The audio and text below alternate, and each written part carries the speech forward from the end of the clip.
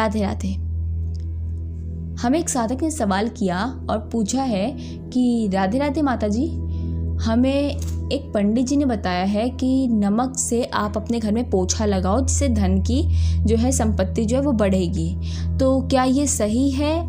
क्या इससे सच में ऐसा कुछ कार्य होता है?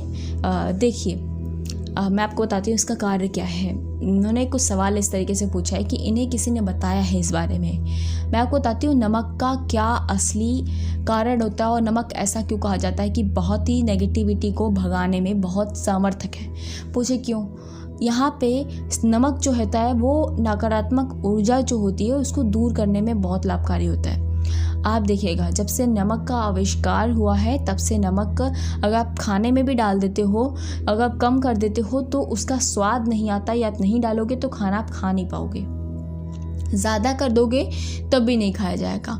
तो एक उत्तम तरीके से आपको उसको खाना आवश्यक रहता है। इसलिए नमक का जो काम होता है वो क्या करता है, नेगेटिविटी को बढ़ाता है। जैसे कि आपको चक्कर आना भी बंद हो जाता है। अगर आप नमक का खाना 1 दिन 2 दिन 3 दिन ना खाओ तो आपको थोड़ा नमक की आवश्यकता पड़ेगी, ज़्यादा नहीं, थोड़ा पड़ेगी ज़रूर, नहीं तो आपको चक्कर आने लगेंगे। आप प्रॉपर भोजन करो लेकिन नमक ना खाओ तो आपको चक्कर ज़रूर आएंगे।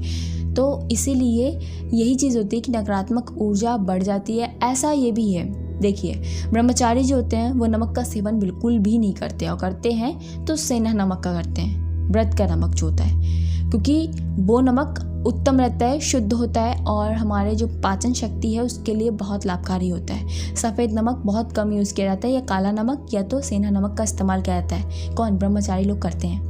व्रत में क्यों कहा जाता है सेंधा नमक खाओ? क्योंकि उस समय आप खाना बहुत हल्का खाते हो। यदि सेंधा नमक का इस्तेमाल करोगे तो आपके पेट का जो आंतें हैं वो खराब नहीं होंगी। तो मैं बता रही थी आपको कि नमक का क्या उपयोग है। नमक आपको पानी में डाल के, ऐसा कहा जाता है हफ्ते में 1 दिन, शनिवार के दिन यदि नमक को पानी में डाल के 1 चम्मच डालें और पोछा लगाते हैं तो आपके घर की जो नेगेटिविटी है वो चली जाती है। इसके पीछे ये तो कारण है जो हमारे अध्यात्म बताता है। एक कारण है जो आप नमक लगा के पोछा लगाओगे, इससे रहता है कि जो हमारे घर में जो जीव जंतु छोटे मोटे जो पैदा होने के चांसेस होते हैं ना, जैसे कि चींटियाँ हो गई या कोई भी छोटे जीव जंतु जैसे कीड़े वीड़े वगैरह या कॉकरोच वगैरह, तो वो बहुत कम पनपते हैं। ठीक है, और आपके घर में अगर कीड़े पनपने का या कोई काई लगने का कुछ खतरा होता है तो वो कम हो जाता है। इसलिए नमक लगाएं, नमक लगा के तब आप करें उसकी सफाई, क्योंकि आप देखिए नमक का जो खारा समुद्र होता है वहाँ पे ज़्यादा जीव जंतु नहीं देखे जाएंगे आपको, क्योंकि वो खारे पानी में बहुत कम आते हैं। मतलब जहाँ पे नमक होता है, एग्जैक्टली जहाँ पे साइड में आपको नमक मिलता है ना, मतलब एकदम बीच में तो होता नहीं, समुद्र के बगल बगल जो नमक हो जाता है तो वहाँ पे कोई क्या जीव जंतु चलते हैं? नहीं चलते हैं, क्योंकि नमक से दूर रहते हैं। नमक जो है वो शरीर को काटता है। आप देखिएगा जब भी आपका हाथ अगर कहीं से कट जाता है तो नमक लग जाए तो कितना तेज़ दर्द होता है। उसी तरीके से आपने वो केचुआ देखा, आपने वो देखा है ना, छोटा सा जीव होता है जिसके ऊपर नमक डाल देते हैं, केचुआ जो होता है वो डाल देते हैं तो कैसे वो तड़प तड़प के मरता है, उसका खून निकल जाता है बाहर, है ना।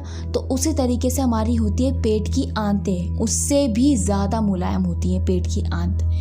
एक बात याद रखिएगा, आप नमक को खाने में डाल के अच्छे से खाना पका लें, उसके बाद सेवन करें। बहुत से लोग की आदत होती है नमक को ऐसे ही खाना, सूखा नमक खाना, ऐसा ना करें। आपका पेट के जो है ना वो जलेगा। देखिएगा कभी आप सूखा नमक खाते हैं, चाट लिए, जैसे मूंगफली खा रहे हैं साथ में नमक ले लिया, चाटते हैं तो आपका पेट में जलन होगी।